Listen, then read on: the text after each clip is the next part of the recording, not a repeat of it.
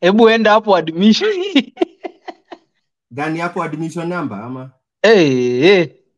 So unaona hii ndio 2002 my friend.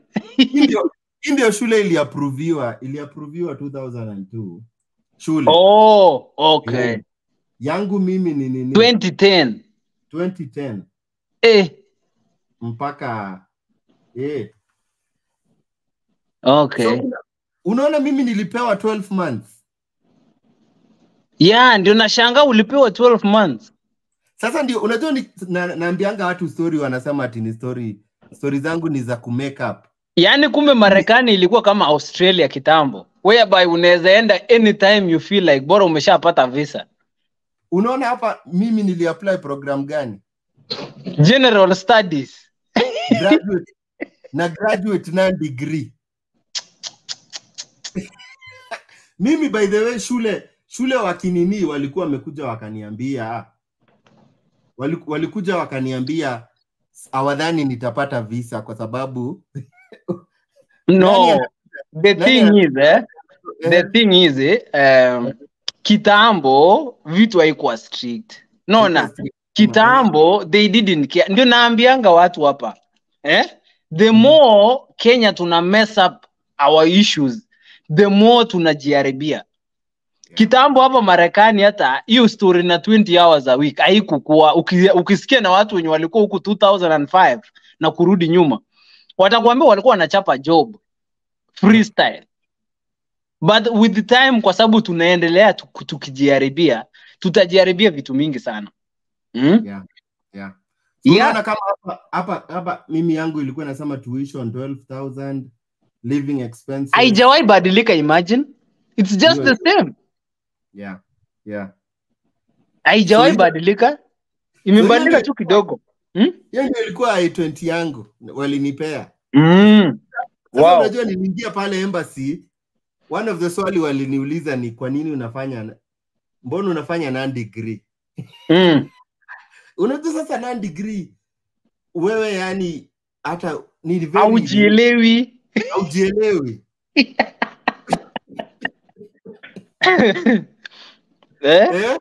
Sasa hiyo ni kwa sababu hiyo itakuwa shida. Waliniuliza kwa nini by the way non degree alafu umeweka general studies. Unakuja kusoma nini? Sasa hii uende na hiyo hata hawezi kuangalia mara mbili. Mara mbili hawezi kukuangalia mara mbili.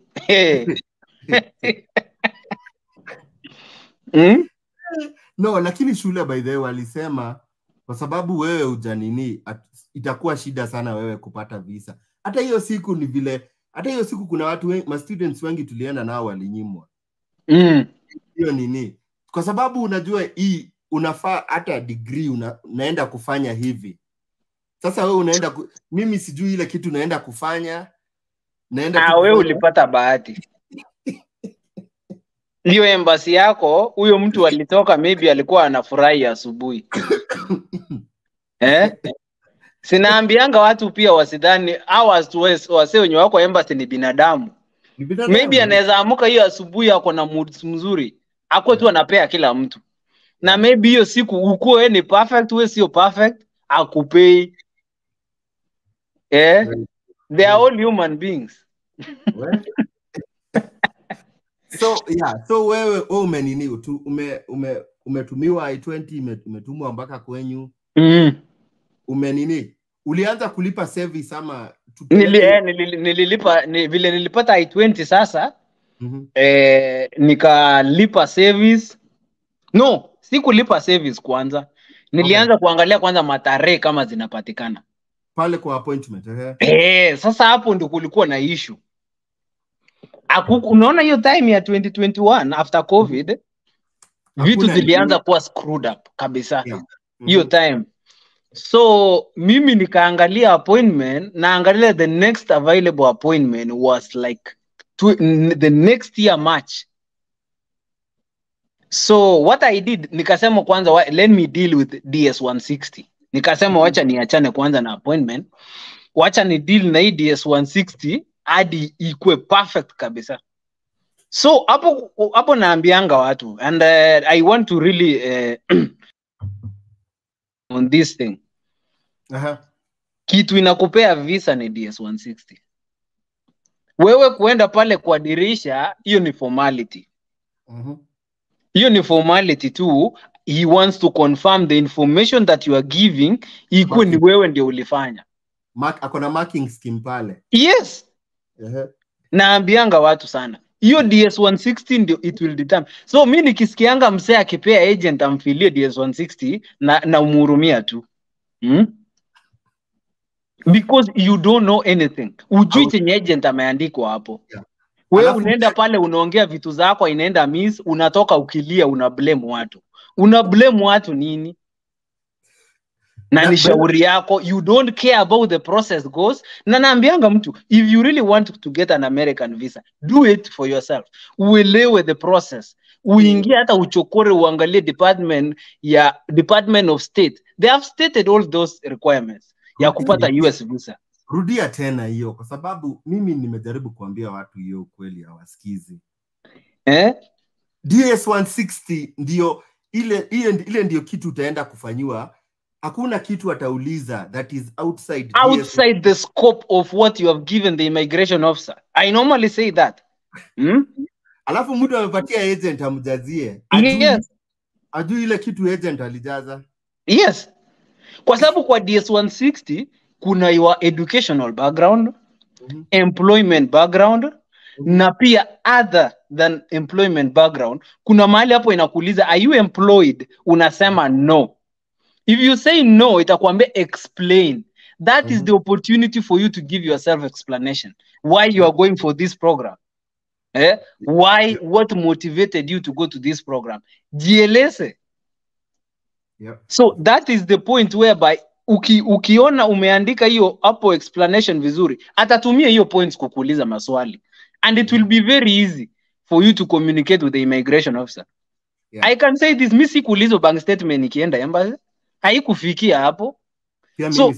Pia mimi na nilikuja F1 sikuitishwa. Yes, sio lazima. By the time unaona immigration officer anakuuliza bank statement, wewe umeisha. Because they know si ati hawajui ya kwa una pesa. They know hauna pesa na wanajua unakuja huko kusoma. So they just want to know if you are a serious student. By the time anafika kukuuliza hizo masijui family ties nini, ujue wewe umeisha. Hauna content. Interview inaenda hivi. Yes. Ni ukweli. By the way, you are saying unaongea ukweli kabisa by the way. Utajua by the way, ukiona mali unaitishwa document kuprove kitu. Yes. Kuna kitu yani huyu mtu hakuamini. The first thing yenye mimi naambianga watu. Unaona hiyo swali ya kwanza the immigration officer anakuuliza. Try to make the immigration officer ask you question based on your statements. Sio chenye yeye anafikiria kwa akili yake. Kwa akikuuliza maswali chenye yeye anafikiria kwa akili yake, wewe umeisha. Wacha akuulize maswali based on the answers. Ikuwe a conversation. Isikuwa an interview. But the moment inabadilika inakuwa interview whereby anakuuliza tu swali yenye hizo structured questions. Unajua wanakuanga na structured questions. Ni kama hizo ma interviews za Marekani za ufala. So unajua hizo? Tell me over time.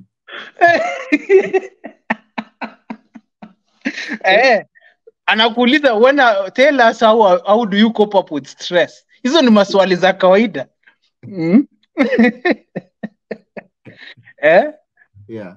Yeah, so huwa naambianga watu. So mimi before nianze hata story na visa, nilifanya research. Mimi naambia watu, mimi nilifanya research bwana. Niliingia kompyuta yangu nikafanya research, nikaangalia, nikaingia YouTube. There is a very good Nigerian lady hapo anaongeleanga maneno na visa. Huyo ndiye hata alinipea sana motisha. Akaniambia anaongeanga sana hapo kwa YouTube. There are many YouTube videos. Kuna Wahindi wameunda ma videos hapo za F1 jinsi ya kupita. Sielewi mbona mtu ukose content. Yes. Ingia YouTube, there is a lot of resources for you kupata. Yeah, so nikiona mtu ananiambia nimepanic sijui nitasema nini, you are unprepared my friend. Kubali. Na ukinyimwa usilie, you are unprepared. It is true. So the first thing that you need to know, let's go back. Niseme tu, mimi the first thing that you need to know ni kitu ya kwanza. You need to know hii ni visa aina gani. So lazima ujue this is a non-immigrant visa. DS-160 ukijaza hapo juu inaandika non-immigrant. So you must prove to the immigration officer that your intentions are purely academic. No immigration. Hiyo ni ya kwanza. Ya pili, you need to prove that you are going to school. Ukweli unaenda shule and you know what you are doing. Number 3, chenye mimi najua, you need to show that your degree is beneficial to the interest of your country, not to the United States. So wewe ukienda hapo na uanze kusifu Marekani, wewe you don't know what you're talking about. Alafu ya mwisho, but that is the least, you need to show that you can be able to fund your academics. So hizo ni vitu nne. So if you will be able kuonyesha immigration officer hizo vitu nne within the first 3 minutes, unapata visa. So those are the things. Yep.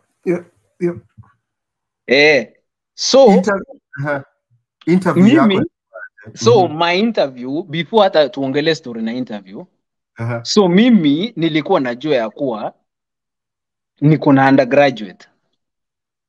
Unaona? So the first thing mimi nilikuwa kusolve was I have an undergraduate na naenda for a second degree. Akiniuliza hiyo swali, how am I going to tackle it? So hiyo ndio kitu ya kwanza nilikuwa najua lazima ni entwine vizuri. To make the good thing is my background na chenye naendea are more related. Siku deviate, niko in science field. That's the first thing. Hiyo ndio kitu ilinisaidia. Number 2, I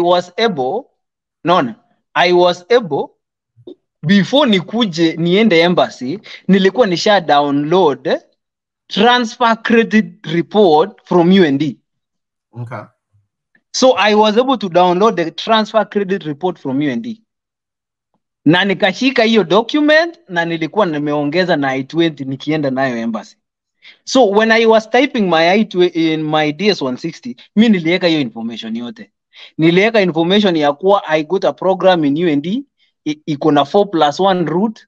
I was able to transfer my background in biochemistry to medical laboratory science. This showed that I am progressing in my career. I want to shift from research to medical field. So you have to show uonyeshe a connection between the two. Umeelewa?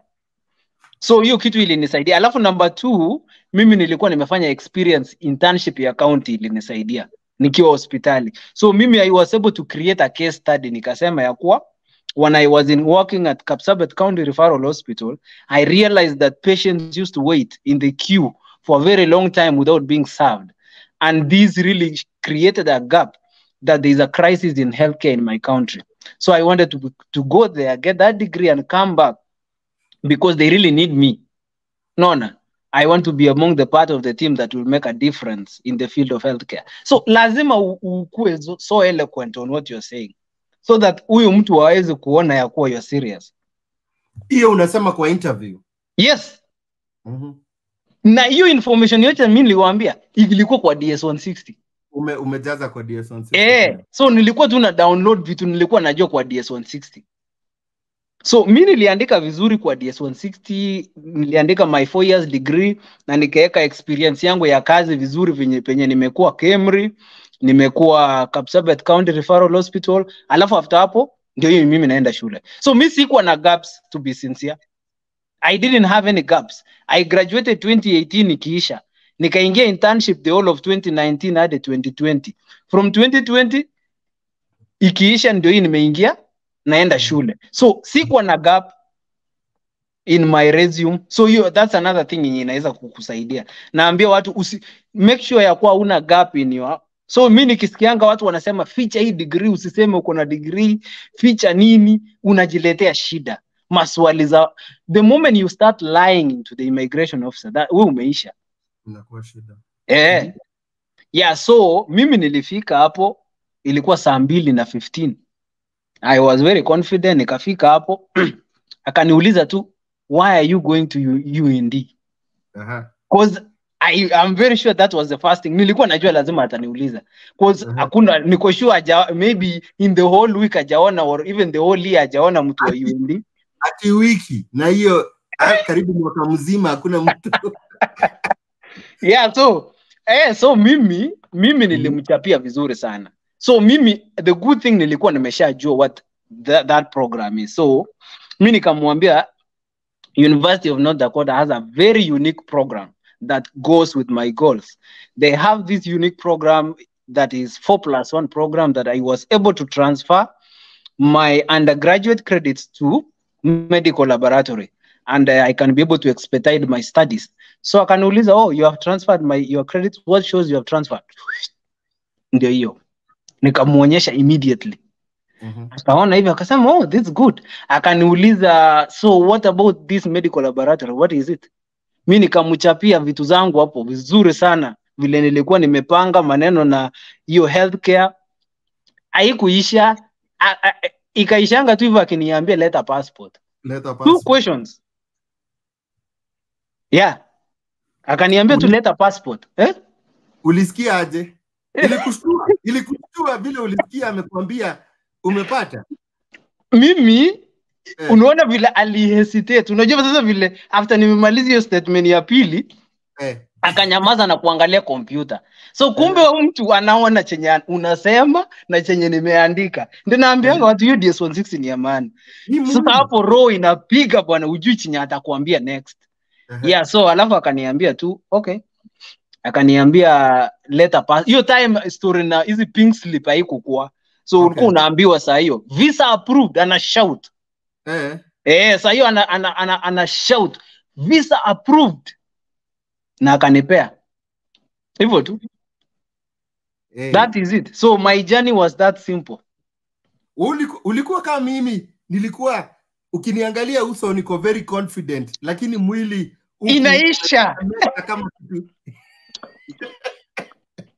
Siko bado nataka kuangalia hiyo Westlands hapo hiyo yote, hiyo route ya embassy hiyo yote.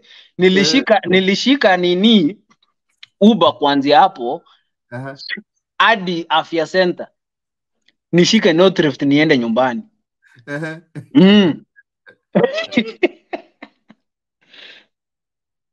Siko bado nataka kabisa. Endelea, niko hapa. Yeah, so after 2 days mimi nimepata visa na nikajipanga sasa. The next thing